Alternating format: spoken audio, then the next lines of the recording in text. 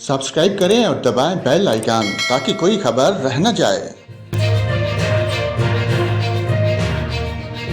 नाज़रीन, समुद्री तूफान बेपरजाय जुमेरात की रात भारतीय रियासत गुजरात से टकरा गया। तूफान के पेश नज़र महफूज मकामात पर नकल मकानी करने वाले हज़ारों खानदानों में से एक ने अपनी नौज़ैदा बेटी का नाम बेपरजाय रख दिया।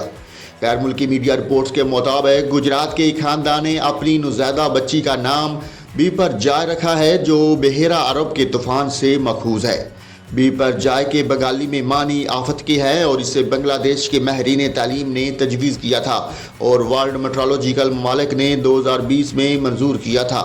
फिलहाल ये ख़ानदान कुछ ज़िला के इलाके जाखाओ में एक आर्जी ऑर्गेनाइजेशन पनाहगाह में रैश पजीर है।